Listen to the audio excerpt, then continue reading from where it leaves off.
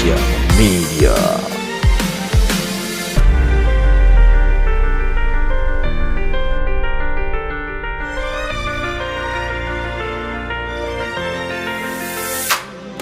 Haleluya.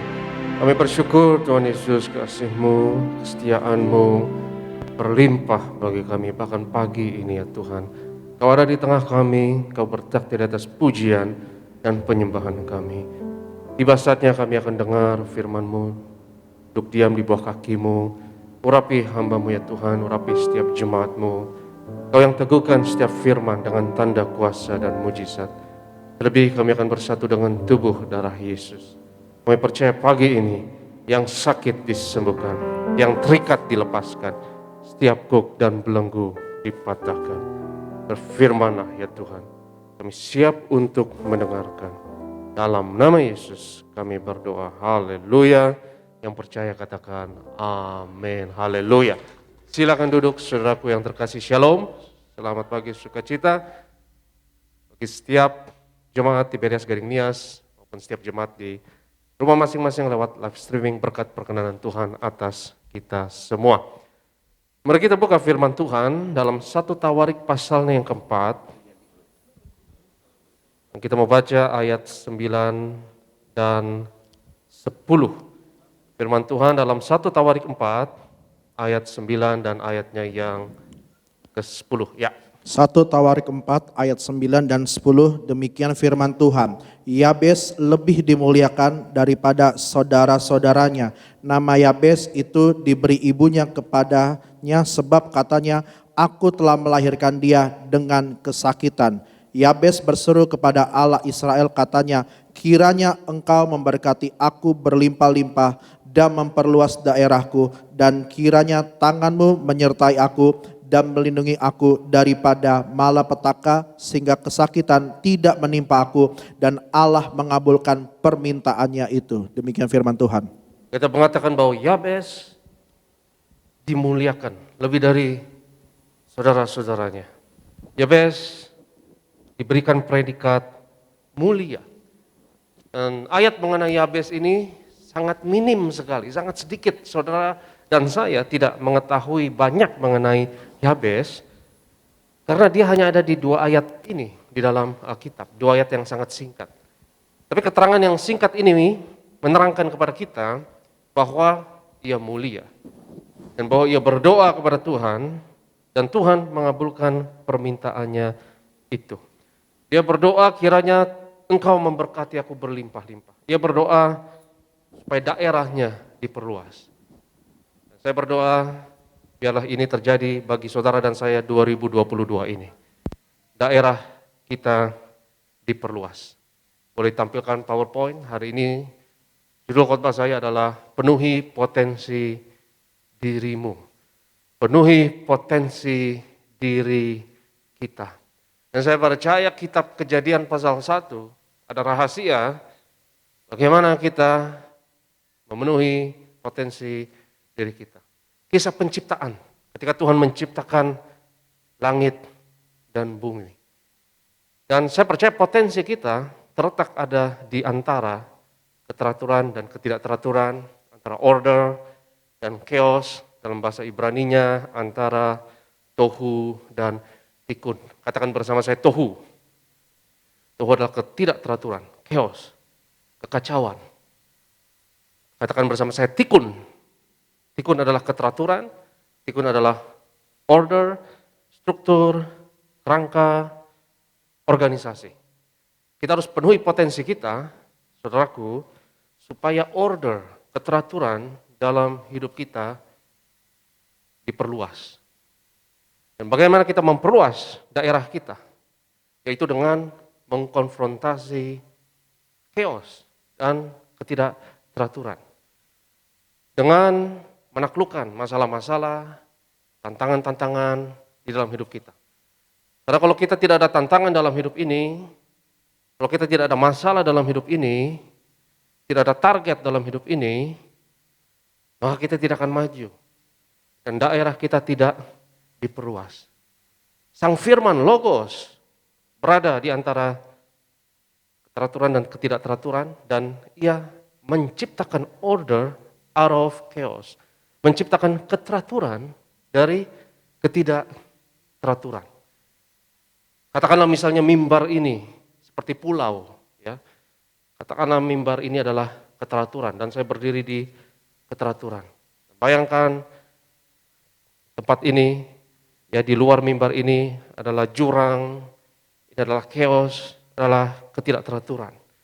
Para ilmuwan mengatakan bahwa tempat terbaik manusia untuk berada adalah di the edge of chaos, di ujung kekacauan.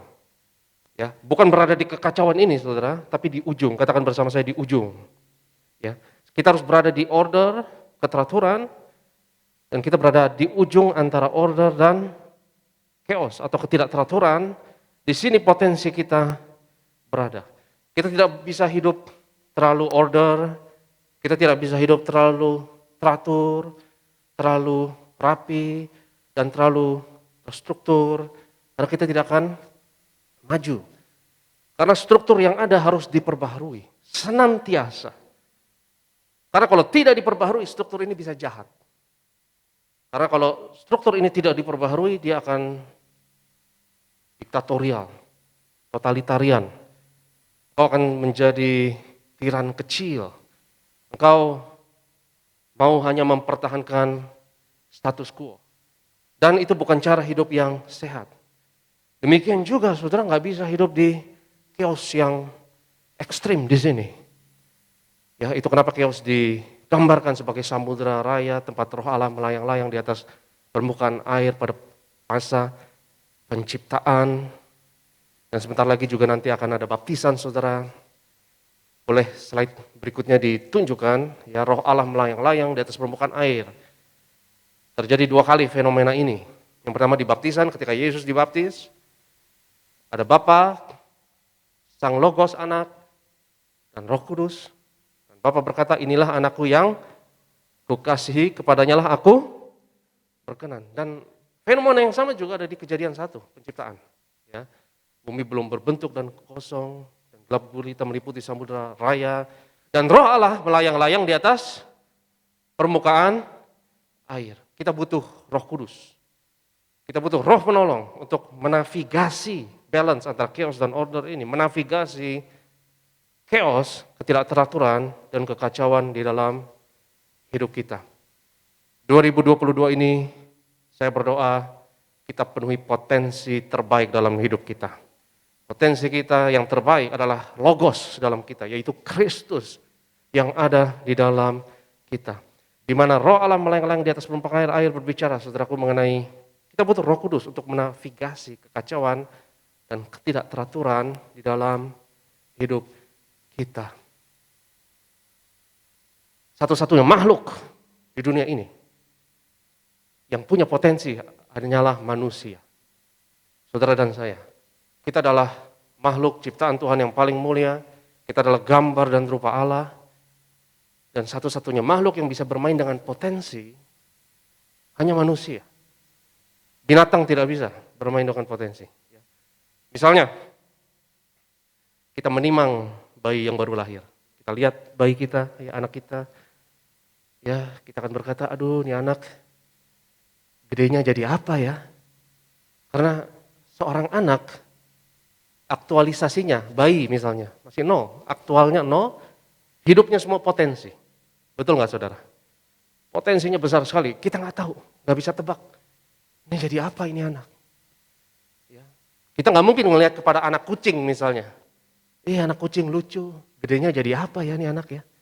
Ya gedenya jadi kucing, saudara. 100 tahun dari sekarang kucing tetap kucing, betul? 1000 tahun dari sekarang kucing tetap kucing. Binatang tidak bisa bermain dengan potensi. Tapi manusia, kita nggak bisa bayangkan, saudara. 10 tahun ke depan nanti jadi apa? Saya nggak bisa bayangkan. 100 tahun ke depan jadi apa dunia ini? Saya tidak bisa bayangkan. Banyak sekali potensi yang luar biasa. Apakah kanker akan menjadi seperti flu biasa yang bisa ditaklukkan? Semoga. 100 tahun dari sekarang, artificial intelligence, teknologi yang sangat menjanjikan, atau 50, 20 tahun dari sekarang, apakah cryptocurrency misalnya akan menggantikan mata uang fiat atau menggantikan bank sentral? Kita nggak tahu. Karena manusia punya potensi yang dahsyat dan luar biasa. Tapi kita juga nggak bisa bayangkan apa yang akan terjadi nanti dari sisi negatifnya. Karena dunia ini, saudara, menyimpan sekarang 10.000 hulu ledak nuklir. Positifnya sangat menjanjikan. Dan apa yang sudah dicapai oleh umat manusia sekarang ini menurut saya mujizat dan berkat Tuhan yang luar biasa. Dan masa depan yang indah, hari depan yang penuh harapan sangat menjanjikan. Tapi juga neraka di bumi ini juga bisa terjadi, kita tidak tahu, saudara. Kita juga tidak tahu 10 tahun ke depan, 20 tahun ke depan apakah Indonesia nanti akan tetap Pancasila atau tidak. Kita tidak tahu. Karena potensi, dunia potensi, itu bisa chaos, bisa order, bisa surga, bisa neraka. Dan menurut saya alam potensial adalah alam yang paling luas dibanding alam aktual. Dan ini sudah didukung oleh sains. Bahwa apa yang nyata, apa yang fisik, apa yang kita lihat itu hanya sangat sedikit dibanding dengan dunia yang tidak terakses dan tidak kelihatan. Yang dapat kita akses hanya ruang dan waktu. 4 dimensi. Ruang itu 3 dimensi, panjang, lebar, dan tinggi. Waktu itu dimensi yang keempat. Tapi ilmuwan mengatakan, fisikawan mengatakan, paling sedikit ada 10 dimensi, ada 15 dimensi. Di dunia ini, di alam ini sekarang, yang kita hidup di sekarang ini, yang tidak terakses. Jadi saya percaya, saudaraku, alam potensial itu bisa digambarkan sebagai chaos, sebagai order, keteraturan dan tidak teraturan, bisa digambarkan sebagai surga, bisa digambarkan sebagai neraka. Tapi apakah itu menjadi surga? Apakah itu akan menjadi neraka? Kuncinya adalah ini. Itu tergantung saudara dan saya. Dan kalau kita bertobat, kalau kita percaya Yesus, dan kita menjadi seperti Yesus, maka kerajaan Allah ada di bumi ini. Dan apakah yang akan terjadi nanti? Apakah surga atau neraka? Itu di pundak saudara dan saya. Itu tergantung saudara dan saya. Kadang-kadang saya optimis, tapi saya bohong. Kalau saya bilang saya tidak takut atau tidak khawatir, itu saya bohong. Juga ada kekhawatiran. Tetapi yang membuat saya terharu adalah Tuhan percaya saudara dan saya. Tuhan terlalu percaya kita. Betul atau tidak, saudara? Bahkan kadang saya khawatir kayaknya Tuhan terlalu percaya kita. Tuhan percayakan anaknya bagi saudara dan saya. Dan Tuhan percaya ya bahwa kita akan menerima anaknya, kita akan menjadi seperti anaknya, mengidentifikasikan diri kita seperti Logos. Saya percaya itulah keselamatan kita dan keselamatan dunia ini. Itu sebabnya Yesus berkata bahwa kita yang percaya kepadanya adalah terang dunia, adalah garam. Bagaimana dunia ini ke depan, itu tergantung saudara dan saya penuhi potensi kita. Karena kalau kita tidak penuhi potensi kita, itulah dosa, saudara. Karena dosa artinya dalam bahasa Yunaninya hamartia, tidak kena target. Tidak kena sasaran, itu arti sederhana dari dosa. Kalau hidup kita tidak penuhi potensi dan kita tidak terbang tinggi, karena terbang tinggi bersama Tuhan itu memenuhi potensi kita. Dan kalau kita tidak dipenuhi dengan seluruh kepenuhan Allah, memenuhi potensi kita, maka hati kita kosong, hampa. Dan ketika saudara kosong, saudara hampa dalam hidup ini, tanpa tujuan, engkau akan melakukan hal yang aneh-aneh. Benar atau tidak, saudara? Kalau engkau kosong, kau tidak penuh potensi hidup ini, ya, maka engkau kan punya kebiasaan-kebiasaan yang tidak baik, punya kebiasaan-kebiasaan yang buruk, hidupnya tidak jelas. Saudaraku, saya berdoa 2022 daerah kita diperluas. Order ini harus diperluas. Katakanlah ini ruang hampa di sini, chaos, ketidakteraturan. Mimbar saya ini adalah order, keteraturan. Dan seperti reklamasi katakanlah, ya pantai reklamasi, ya order ini harus tambah luas, ke sini. Ya, karena dunia chaos, dunia ketidakteraturan, itu jauh lebih luas dari dunia keteraturan. Apa yang kita tidak tahu, itu jauh lebih banyak dari apa yang kita tahu. Betul atau tidak, saudara? Kecuali kita sudah sempurna. Ya, kecuali kita sudah nggak perlu menaklukkan ketidakteraturan apapun. Tapi kita tetap manusia yang fana, kita rapuh terhadap penderitaan, sehingga masih banyak masalah, problem, chaos yang harus ditaklukkan. Mimbar ini katakanlah order, keteraturan. Order adalah tatanan, institusi, keteraturan, tradisi, budaya yang membatasi kita, tapi juga melindungi kita. Dan order ini harus selalu diperbaharui. Sehingga setiap kita harus berada di sini, di the edge of chaos. Saudara berurusan dengan batas antara keteraturan dan ketidakteraturan, antara order dan chaos. Seperti gereja Tiberias ini, gereja yang sangat tersentralisir, terorder, rapi, di bawah komando Kepala Sidang Pendeta Dr. Yesaya Pariaji. Tapi beliau juga kasih kebebasan. Harus ada spontanitas. Betul atau tidak, saudara? Karena kita nggak bisa terlalu kaku, ya, nggak boleh terlalu teratur. Kalau hidupmu terlalu teratur, terlalu protokoler, kau tidak bisa dipimpin Roh Kudus.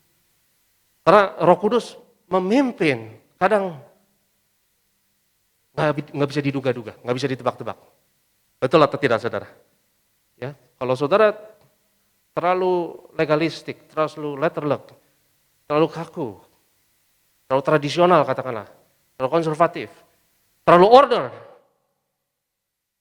maka tidak dapat dipimpin oleh Roh Kudus. Gereja ini gereja yang terorder, tapi ada tempat juga untuk berantakan. Betul atau tidak, saudara? Ada tempat, karena kadang kita harus agak cowboy sedikit, saudara. Ya. Supaya bisa bertumbuh, supaya bisa maju. Ya, kalau pendeta Pariaji misalnya dapat pewahyuan dari Tuhan, mimpi, itu nggak bisa ditebak, itu spontanitas. Karena saudara nggak bisa ngatur Roh Kudus yang ngatur kita. Ya. Sehingga kita harus berada di balance tersebut, saudara, antara keteraturan dan ketidakteraturan. Dan bagaimana kita penuhi potensi kita? Kita harus mulai dari order dulu. Saudara tidak boleh hidup tidak teratur dan tidak tertib. Yang setuju katakan amin. Kau tidak bisa penuhi potensimu kalau engkau tidak kejar dulu order, keteraturan. Baru engkau cari gara-gara dari situ.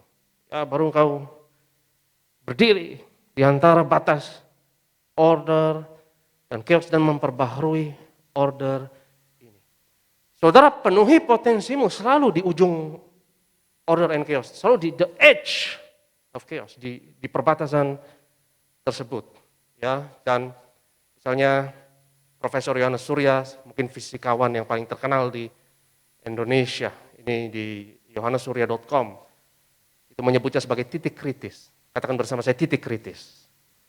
Ya, titik kritis, tempat di mana fenomena-fenomena yang menarik itu terjadi di alam ini. Dia kasih contoh misalnya ketika butiran pasir itu engkau timbun sampai tinggi, sampai titik kritis, tidak peduli seberapa banyak pasir yang kau tambahkan, maka kemiringannya itu tidak akan berubah, alam akan mengatur dirinya sendiri, supaya dalam titik kritis itu ada fenomena-fenomena anomali atau keanehan yang terjadi. Dan Yohanes Surya juga kasih contoh, ya misalnya engkau biasanya lompat hanya bisa 1 meter, ya tingginya 1 meter. Tapi ketika engkau di titik kritis, the power of kepepet, ketika engkau dikejar anjing misalnya, Dia kasih contoh itu di yohanessaudara.com, saudara bisa baca di websitenya. Ya. Ketika engkau dikejar anjing, kau ada di titik kritis. Kau ada di the edge of chaos. Tiba-tiba engkau bisa lompat 1,5 meter. Yang engkau lompati pagar karena emergency. Karena engkau mau menyelamatkan dirimu. Kau penuhi potensimu di sini. Di the edge of chaos.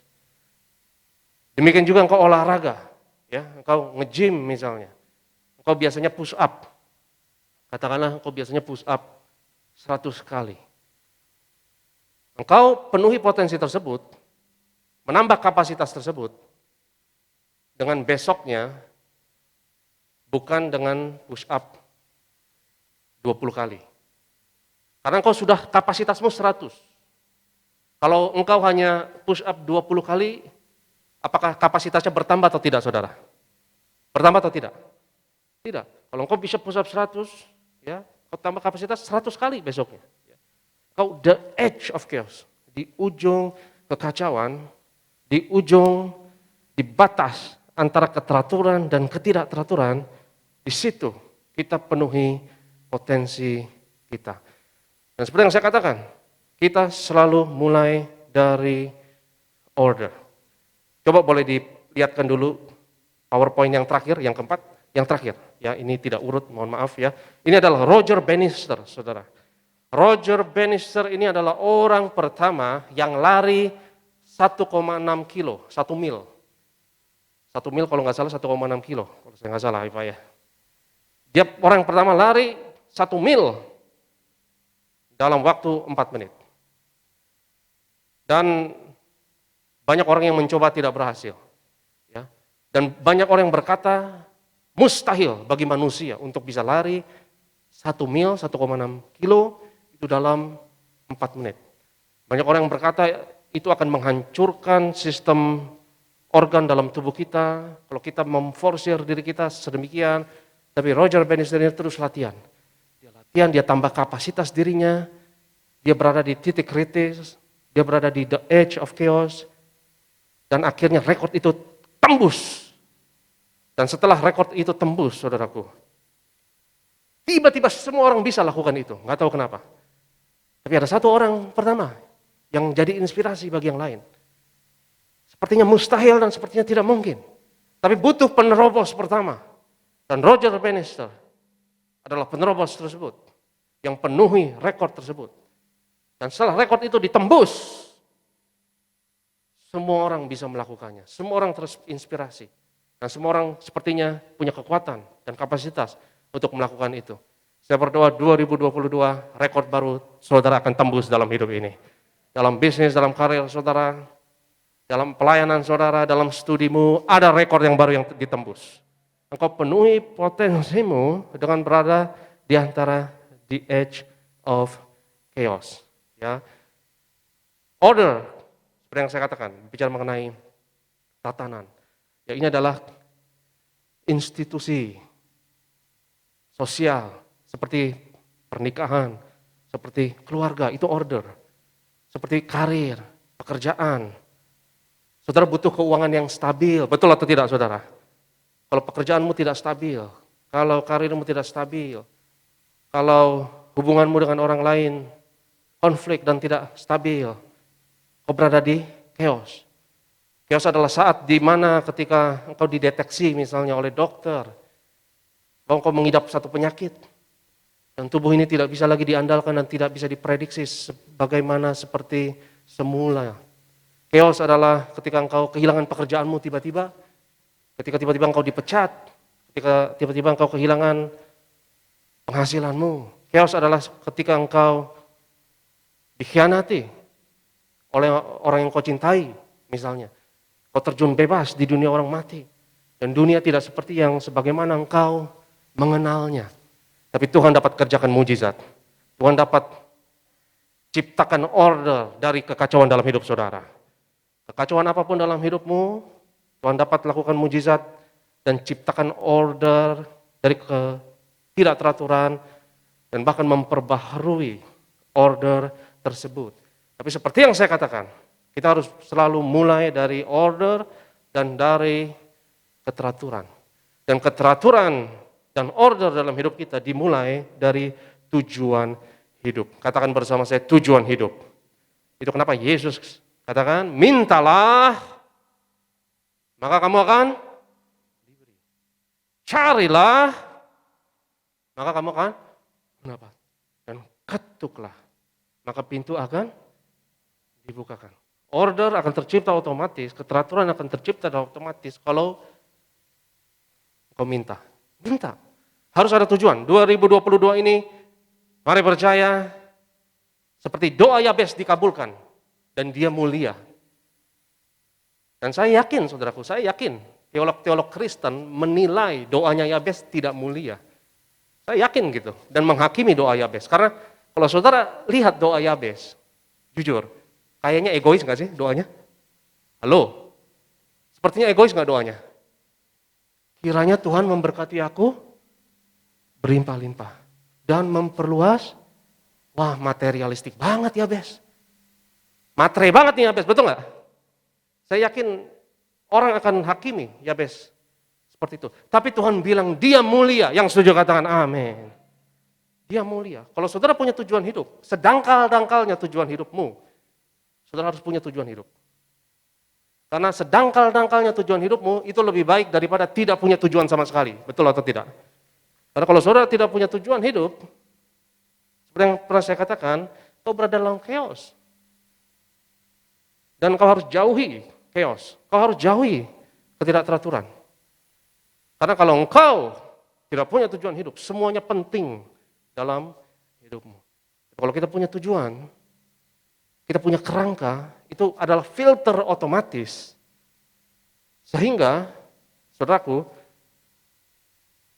saudara dan saya, manusia yang terbatas, kita bukan maha tahu, kita tidak bisa menerima informasi yang absolut, yang totalitas, karena totalitas hanya milik Tuhan. Tapi saudara dan saya tidak maha tahu, kita terbatas, dan kita harus memfilter informasi yang tidak perlu dalam hidup kita, agar kita fokus kepada yang penting, yang berhubungan dengan tujuan hidup kita.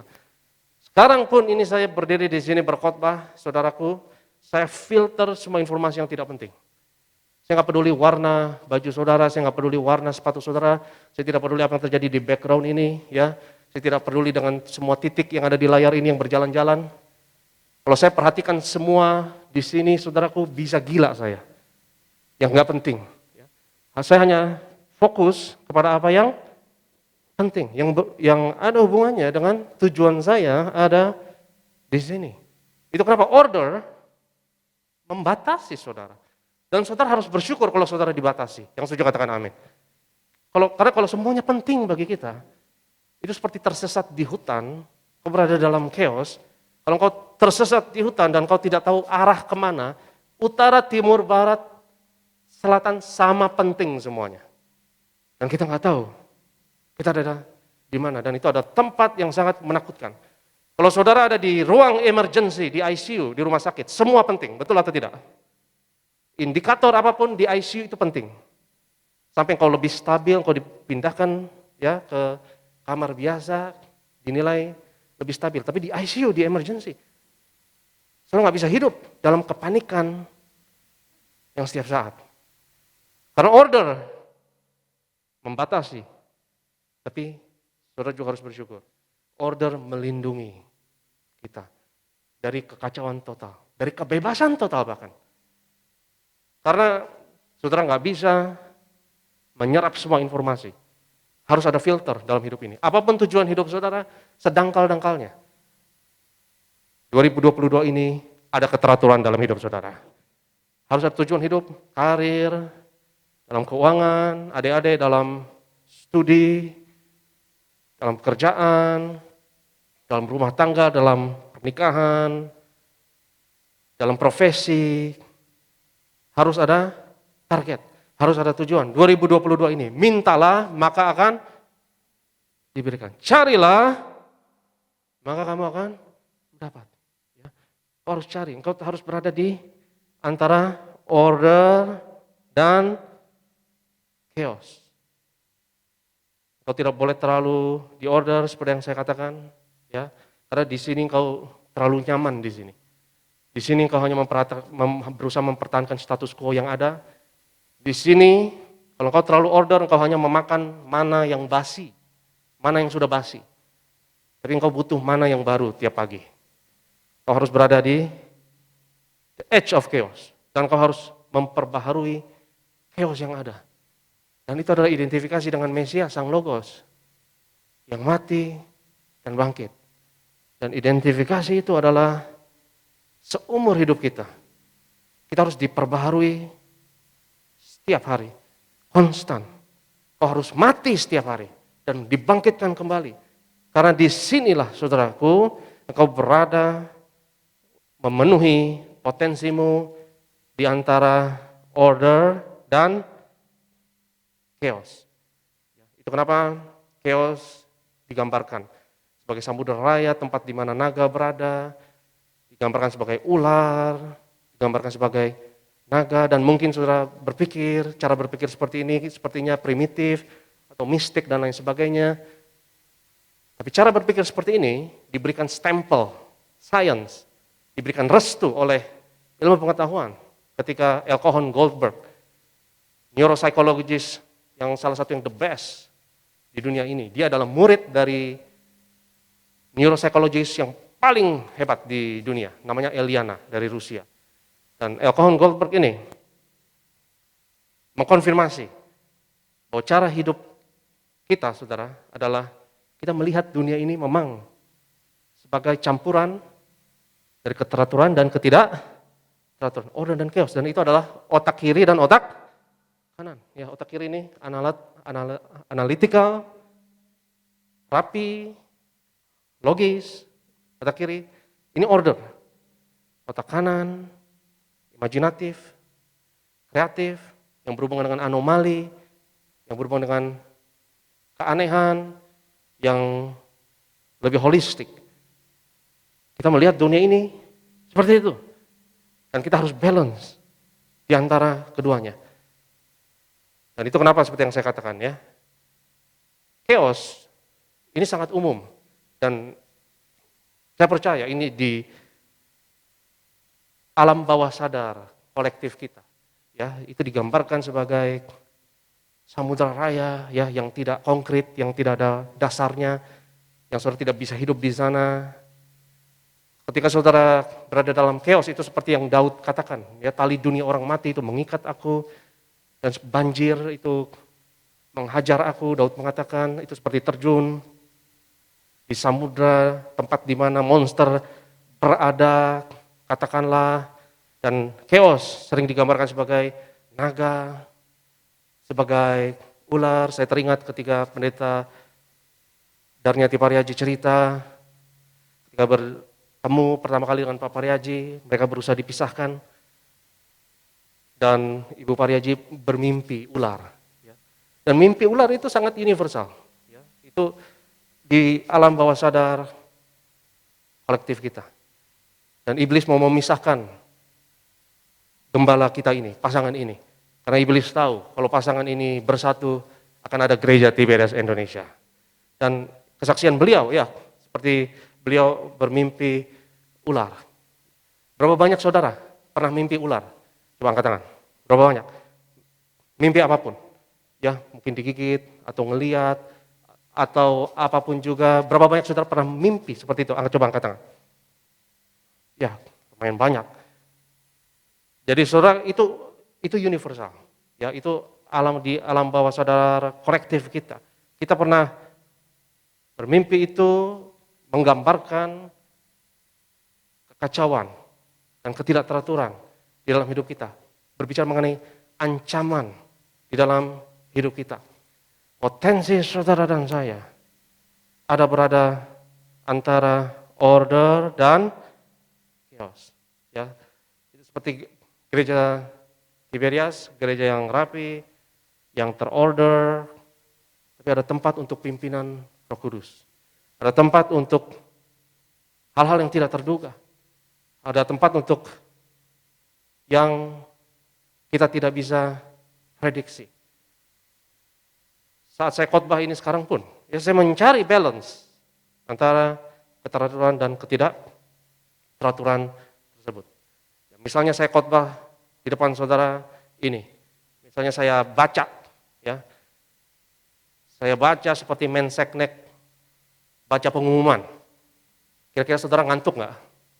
Ya, saya baca, ya, saudara-saudara, atas instruksi Bapak Presiden, bahwasanya saya umumkan, seperti Menseknek zaman Orde Baru baca, saudara ngantuk nguap semuanya. Ya. Tapi kalau saya terlalu kacau, saudara juga nggak ngerti. Ya. Harus ada spontanitas, karena kehidupan ada kekacauan.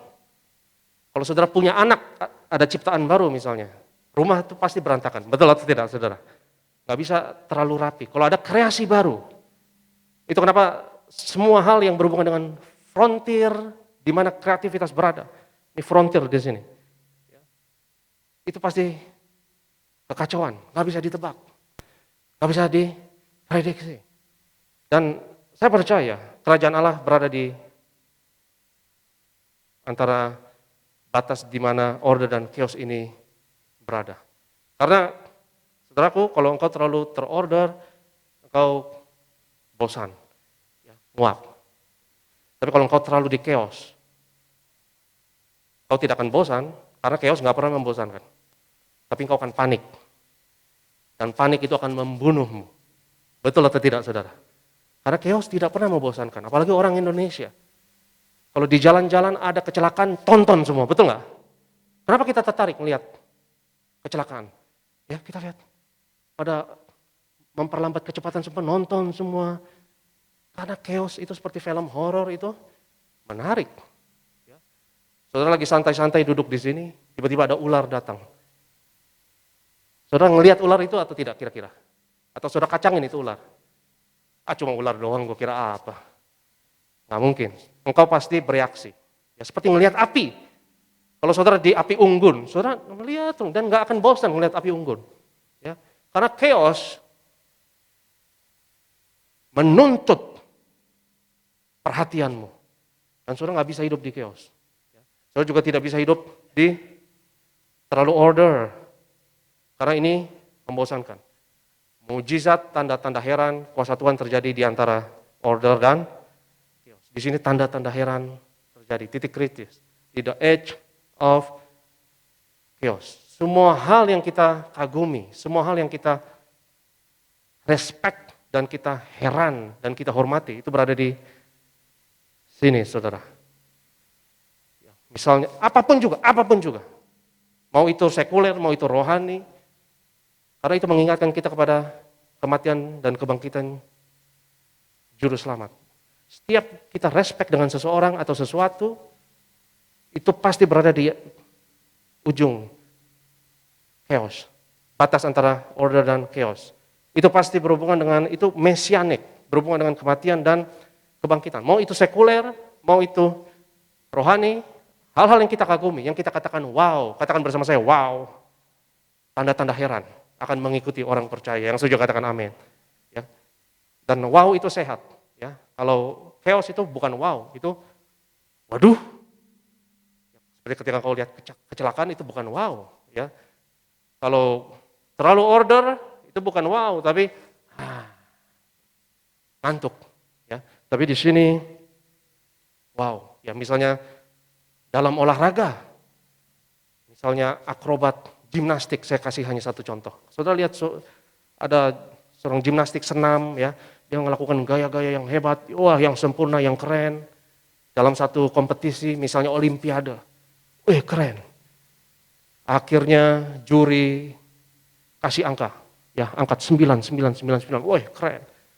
Peserta berikutnya, mungkin kita pikir, nggak ada harapan. Karena yang tadi sudah keren banget, sudah sempurna banget. Tapi bagaimana engkau mengalahkan kesempurnaan? Kau harus kembangkan kesempurnaan itu. Kau harus perluas daerah tersebut. Kau harus tembus rekor yang baru. Dan peserta berikutnya katakanlah misalnya dia akhirnya buat gerakan-gerakan lagi yang lain, akrobatnya, dalam senamnya, yang ada di ujung kekacauan. Yang ada di ujung ketidakteraturan. Dan kau melihatnya dan takjub dan kau mungkin berkata, wah Mati nih orang bentar lagi nih. Jatuh nih orang sebentar lagi. Karena dia sudah di ujung kekacauan. Tapi dia bisa balik lagi ke order. Dia bisa balik lagi kepada keteraturan. Di situ engkau akan mengatakan, wow. Di situ engkau kagum. Itu seperti Mesias yang turun ke jurang maut, mati, dan bangkit kembali.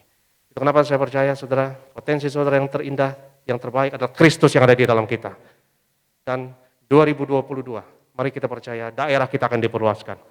Daerahmu dalam karir, dalam keuangan, dalam pekerjaan, dalam studi, punya tujuan hidup. Mintalah, maka akan diberi. Kalau saudara ada tujuan, yang lain-lain nggak penting.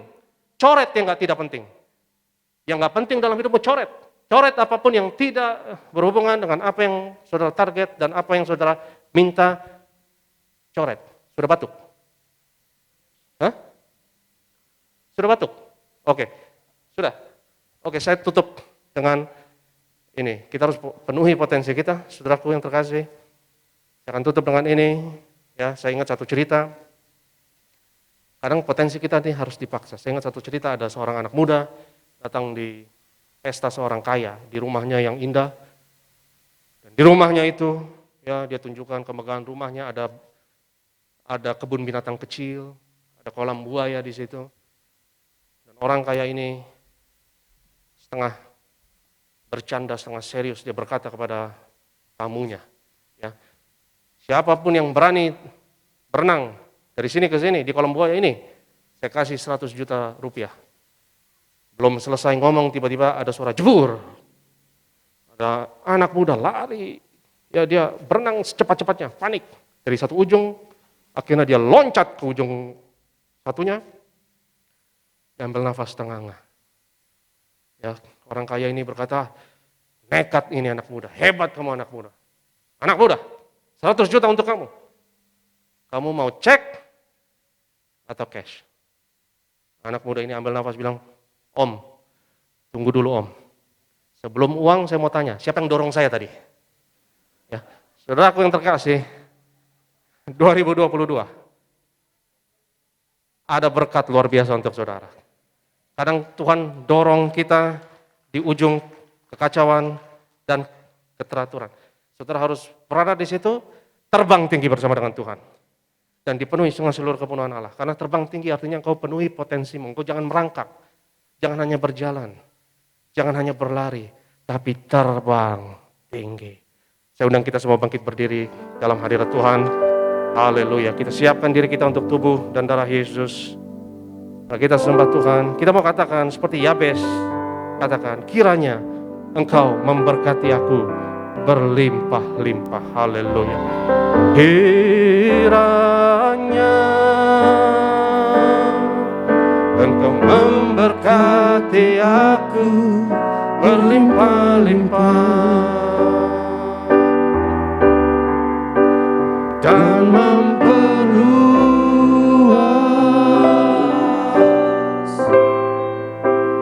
daerahku.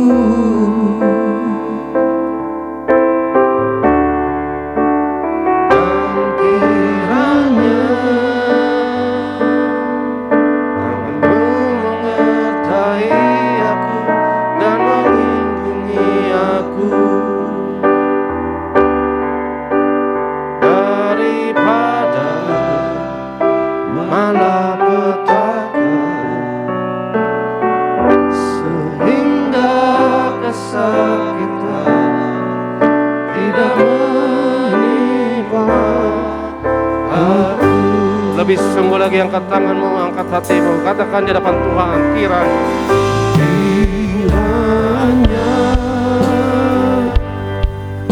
Engkau memberkati aku berlimpah-limpah dan memperluas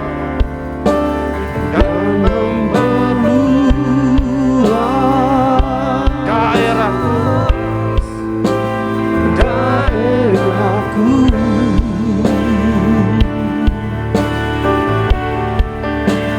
Dan kiranya tanganmu menyertai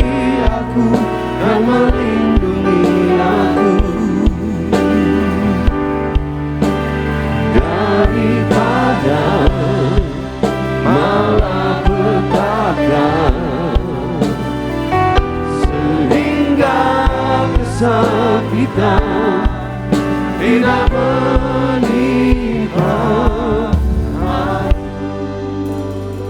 Biarlah musik mengiringi dengan lembut kita dalam hadirat Tuhan. Saudaraku yang terkasih, penuhi potensi dirimu dalam Kristus. Kau dalam medan potensial yang dahsyat, yang luar biasa.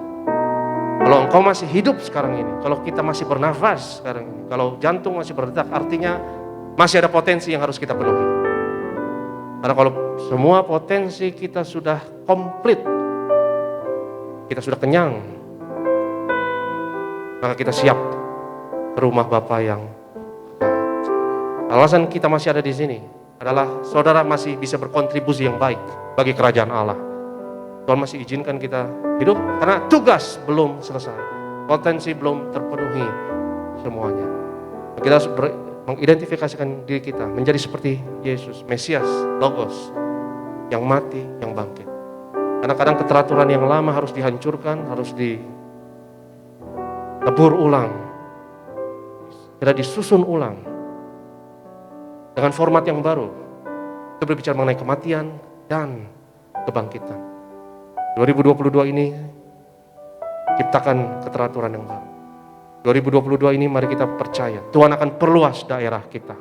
2022 ini mintalah, maka akan diberikan kepadamu. Carilah, maka kamu akan mendapat. Dan kita ambil waktu sekarang ini, saudara untuk kasih apapun yang kau minta kepada Tuhan. Minta. Target apa yang kau mau tembus 2022 ini? Karena kalau kita tidak ada permintaan, kita akan berada dalam chaos. Dan jangan takut gagal. Karena gagal lebih baik daripada tidak punya tujuan sama sekali. Gagal itu lebih baik daripada kau hidup ini tanpa visi. Dengan firman Tuhan mengatakan, jangan suam-suam kuku. Lebih baik engkau dingin atau lebih baik engkau panas sekalian. Lebih baik engkau sukses atau gagal sekalian daripada gak ngapa-ngapain. Daripada tidak lakukan apapun. Minta 2022 ini. Dan bagi setiap saudara yang punya target, yang ada permintaan di hadapan Tuhan, angkat tanganmu tinggi-tinggi di hadapan Tuhan dan ambil waktu sejenak doa sama Tuhan sekarang mengenai karirmu, dalam kesehatanmu, dalam pekerjaanmu, dalam profesimu, dalam pelayananmu, dalam studimu, untuk masa depanmu. Minta. Dan ini akan ada order, akan ada keteraturan dalam hidupmu. Kalau kau minta, maka yang tidak penting akan terfilter, tercoret dengan otomatis. Dan order tersebut akan tercipta dan lebih luas, lebih luas, lebih luas, lebih luas lagi. Tuhan perluas daerah kita. Mintalah, maka akan diberikan kepadamu. Carilah, maka kamu akan mendapat. Ketuklah, dan pintu akan dibukakan. Dan inilah doa kami ya Tuhan, yang kami panjatkan dalam nama Yesus. Haleluya. Yang percaya sama-sama katakan amin. Sekali lagi angkat tanganmu di hadapan Tuhan. Sembah Tuhan. Kiranya Engkau memberkati aku berlimpah-limpah dan memperluas daerahku dan memperluas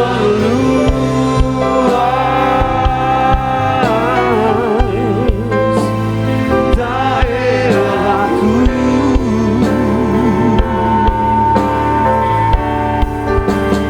Dan kiranya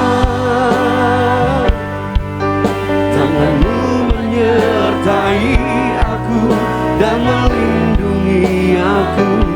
Amin. Daripada malapetaka, sehingga kesakitan tidak menimpa aku. Kita berikan tepuk tangan yang luar biasa bagi Tuhan Yesus Kristus.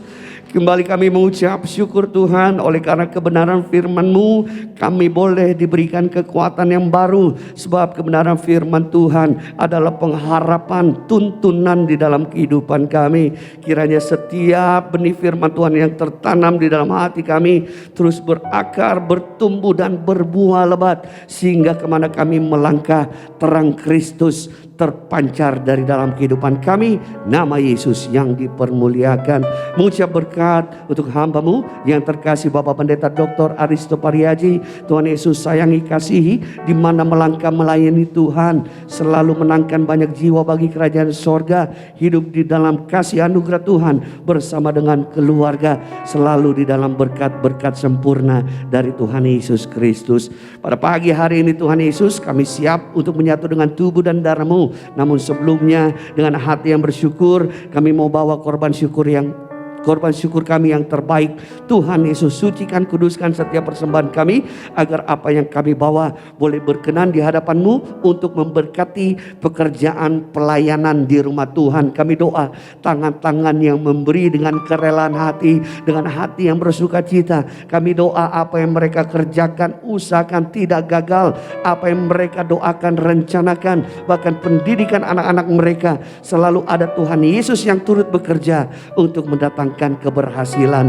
Terima kasih Bapa, terima kasih Roh Kudus, di dalam nama Tuhan Yesus Kristus. Dengan hati bersyukur, kita yang siap memberi yang terbaik, sama-sama kita katakan amin. Kita berikan tepuk tangan yang luar biasa. Terima kasih bersama diberikan Tuhan Yesus pasti memberkati setiap kita. Mari sama-sama pada siang hari kita mau siap hari yang terbaik untuk terima yang terbaik tubuh dari Tuhan Yesus. Percaya pada siang hari setiap kita yang percaya, terima kuasa, terima mujizat. Puji nama Tuhan. Bagi jemaat Tuhan yang belum terima roti anggur pada pagi hari ini, boleh angkat tangannya ke dalam pengerja tempat ini. Puji nama Tuhan. Sama-sama kita mengucap syukur buat kebaikan Tuhan. Tubuhmu dan darahmu tercurah bagi kami, menyucikan, menyembuhkan, sempurnakan hidup kami. Mari sama-sama kita bagi beri pada siang hari ini sambutan terbaik. Tubuh darah Tuhan Yesus dalam sangat perjamuan kudus tercurah bagi kami, mensucikan, menyembuhkan, sempurnakan hidup kami. Mari kita satu di dalam doa. Kami bersyukur Tuhan Yesus untuk karya keselamatan yang Kau kerjakan. Di atas kayu salib Kau berikan hidup-Mu, nyawa-Mu ganti kami. Kami menghormati penderitaan yang Kau lalui dengan menghampiri meja perjamuan-Mu yang kudus dengan roti dan anggur di tangan kami. Roti dan anggur adalah bukti setiap penyakit kami sudah disembuhkan. Roti anggur adalah bukti semuanya sudah selesai di atas kayu salib. Dengan perjamuan kudus ini kami nyatakan karya penebusan Yesus 2000 tahun yang lalu berlaku atas kami, atas keluarga kami. Mari kita angkat tubuh Tuhan.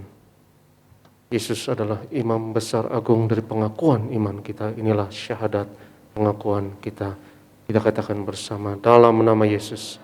Inilah roti hidup yang turun dari surga. Inilah tubuh Tuhan Yesus Kristus yang tergantung di atas kayu salib, yang pertama yang memberi keselamatan, hidup kekal di kerajaan surga. Yang kedua, tubuh Yesus menyempurnakan tubuhku agar sehat sempurna, menyempurnakan jiwa dan rohku agar aku dan keluargaku dibangkitkan pada akhir zaman. Yang ketiga, tubuh Yesus tertikam, tertombak di atas kayu salib. Kami tolak pisau operasi, pisau bedah tidak akan menjamah tubuhku. Kami tolak terkapar di rumah sakit. Kami tolak terkapar di meja operasi. Kami tolak celaka, mara bahaya, malapetaka. Kami tolak terkapar di ruang ICU. Aku percaya segala kutuk, segala penyakit, kelemahan, sudah diangkat, sudah diselesaikan di atas kayu salib. Dalam nama Yesus, inilah tubuh Tuhan Yesus Kristus. Kita makan, inilah tubuh Yesus.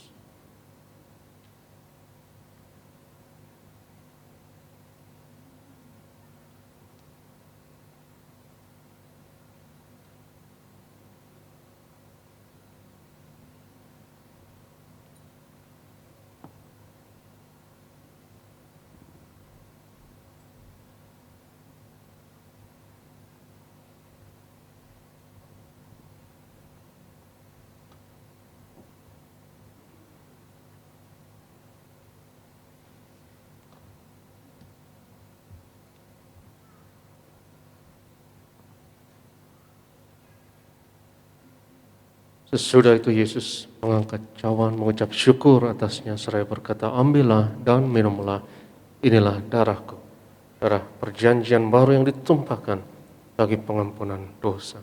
Mari kita angkat cawan Tuhan. Dalam nama Yesus, inilah darah Tuhan Yesus Kristus yang tercurah di atas kayu salib sebagai perjanjian yang baru dan yang kekal, yang pertama, yang memberi pengampunan atas segala dosa, kesalahan kami. Kami janji bertobat, kami tolak setan dan segala perbuatannya, keluarga kami, keluarga yang kudus. Kami tolak perzinahan, kami tolak percabulan, jauhkan dari perceraian. Yang kedua, darah Yesus menyucikan, menguduskan kami.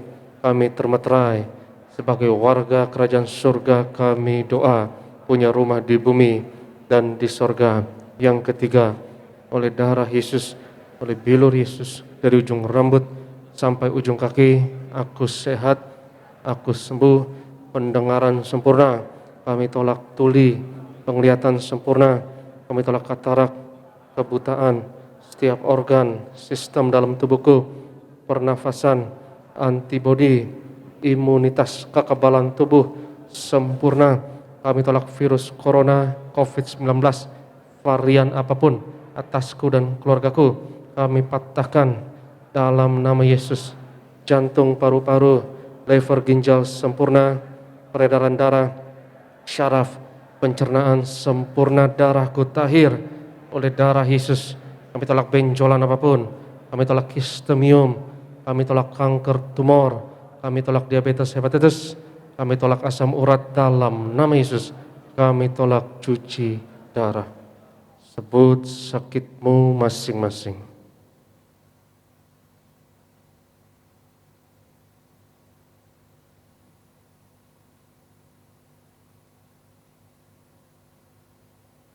Tuhan Yesus yang mengajarkan kepada gembala sidang gereja Tiberias bahwa perjamuan kudus ini lebih dari roti mana bangsa Israel 40 tahun di padang gurun dengan roti mana makan tidur diberkati, tidak kekurangan, kasut jubah tidak rusak, selalu baru dengan tubuh darah Yesus. Berkat kami lebih dari itu. Kami tolak kemiskinan, kami tolak roh kekurangan, kami tolak roh kegagalan, hutang-hutang pribadi lunas bulan ini. Kami tolak kebangkrutan. Aku percaya segala kutuk, segala penyakit kemiskinan sudah diangkat, sudah diselesaikan di atas kayu salib. Dalam nama Yesus, inilah darah Tuhan Yesus Kristus. Firman Tuhan berkata, di mana 2-3 orang percaya sepakat, apa yang diikat di bumi diikat di sorga, apa yang dilepaskan di bumi dilepaskan di sorga. Mari kita sepakat bersama, kita doa untuk minyak urapan ini, kita angkat bersama, baik saudara di gereja Gading Nias maupun di rumah masing-masing. Sama-sama kita katakan, dalam nama Bapa, Anak, Roh Kudus, dalam nama Tuhan Yesus Kristus, inilah minyak urapan yang kudus untuk memuliakan Allah dan manusia. Kami muliakan Yesus, Tuhan dan Allah kami yang ada di tengah kami, memberkati kami. Setiap tetes oles dari minyak urapan ini hari ini, yang sakit disembuhkan, mengusir setan-setan, hancurkan kuasa kegelapan, patahkan segala kuk dan belenggu dalam nama Yesus. Aku diurapi hari ini, inilah minyak urapan dalam nama Yesus. Oleskan atas kening, atas dahi, atas bagian yang sakit.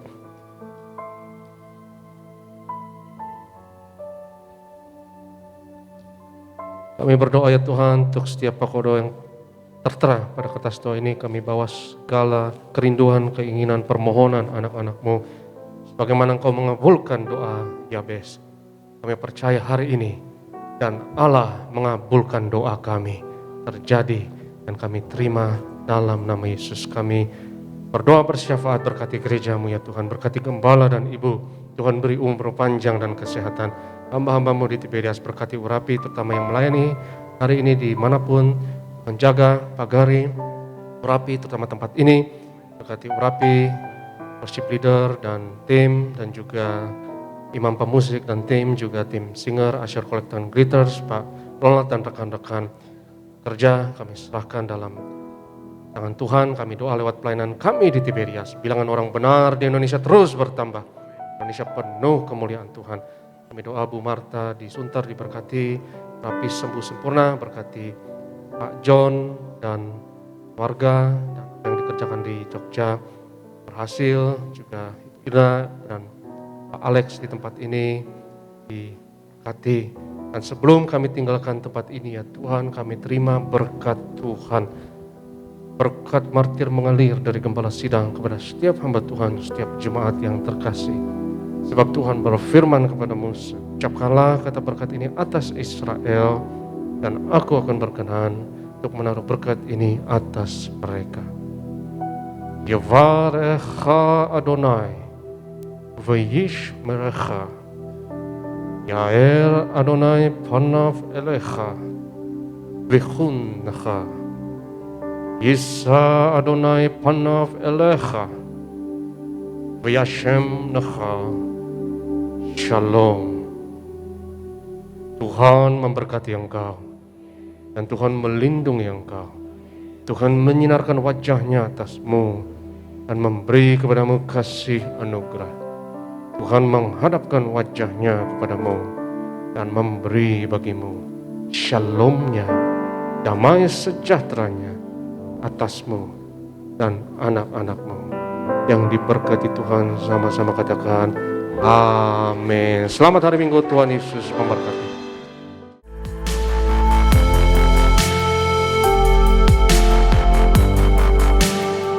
Stay tuned at Tiberias Indonesia Media.